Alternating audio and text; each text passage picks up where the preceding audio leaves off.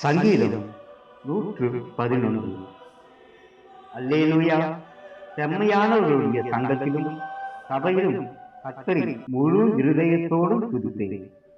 கர்த்தரின் செய்கைகள் பெரியவைகளும் அவைகளில் பிரியப்படுகிற எல்லாராலும் ஆராயப்படுகிறவைகளுமாயிருக்கிறது.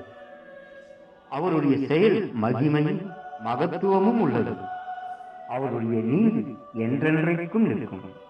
அவர் தம்முடைய அதிசயமான செய்கைகளை நினைவு கூறும்படி செய்தார். கர்த்தர் இரக்கமும் மன உருக்கமும் உள்ளவர். தமக்கு பயந்தவர்களுக்கு ஆகாரம் கொடுத்தார். தமது உடன்படிக்கையை என்றென்றைக்கும் நினைப்பார். ஜாதிகளின் சுதந்திரத்தை தமது ஜனங்களுக்கு கொடுத்ததினால் தமது கிரியைகளின் பலத்தை அவர்களுக்கு தெரியப்படுத்தினார். அவருடைய கரத்தின் கிரியைகள் சத்தியமும் நியாயமும் உள்ளவைகள். அவருடைய கட்டளைகள் எல்லாம் உண்மையானவைகள். அவைகள் என்றென்றைக்கும் உள்ள சதா காலங்களுக்கும் உறுதியானவைகள். அவைகள் உண்மையும் செம்மையுமாய் செய்யப்பட்டவைகள். அவர் தமது ஜனத்திற்கு மீட்பை அனுப்பி தமது உடன்படிக்கையை நித்திய உடன்படிக்கையாக கட்டளையிட்டார். அவருடைய நாமம் பரிசுத்தமும் பயங்கரமுமானது. கர்த்தருக்கு பயப்படுவதே ஞானத்தின் ஆரம்பம். அவருடைய கற்பனைகளின்படி செய்கிற யாவருக்கும் நற்புத்தி உண்டு. அவர் புகழ்ச்சி என்றைக்கும் நிலைக்கும். ஆமென். சங்கீதம் 112. அல்லேலூயா. கர்த்தருக்கு பயந்து அவருடைய கட்டளைகளில் மிகவும் பிரியமாயிருக்கிற மனுஷன் பாக்கியவான். அவன் சந்ததி பூமியில் பலத்திற்கும்.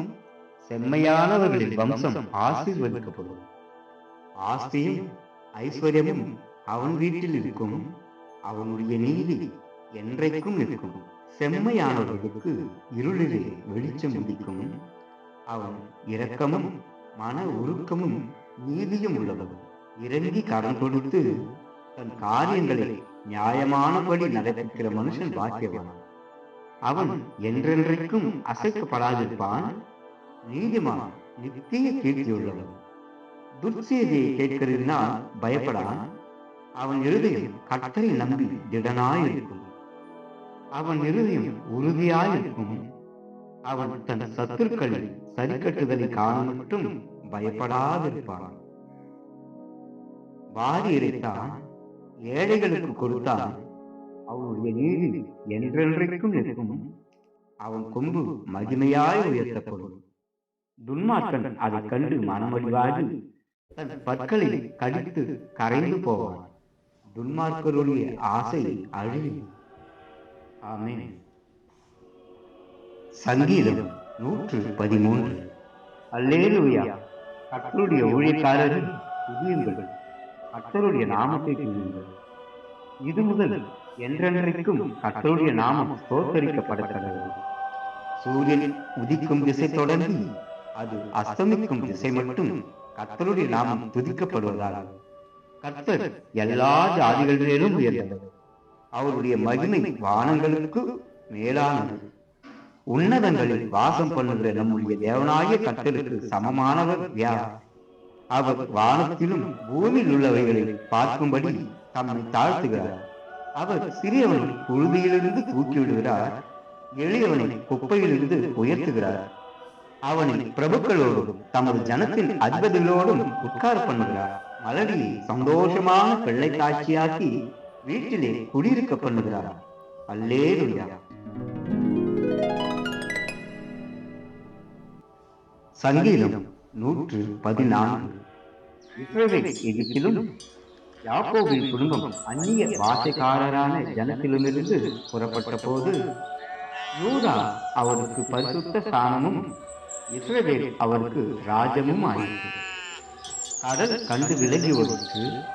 யோர்தான் பின்னிட்டு திரும்பினது. மலைகள் ஆட்டுக்கடாக்களைப் போலவும் குன்றுகள் ஆட்டுக்குட்டிகளைப் போலவும் துள்ளினது.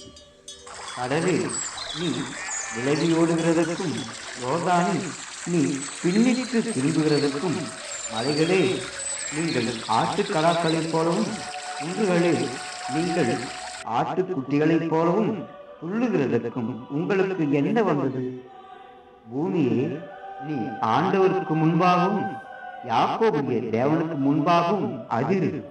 அவர் கண்மலையை தண்ணீர் தடாகமாகவும் கற்பாறையை நீரூற்றுகளாகவும் மாற்றுகிறார்.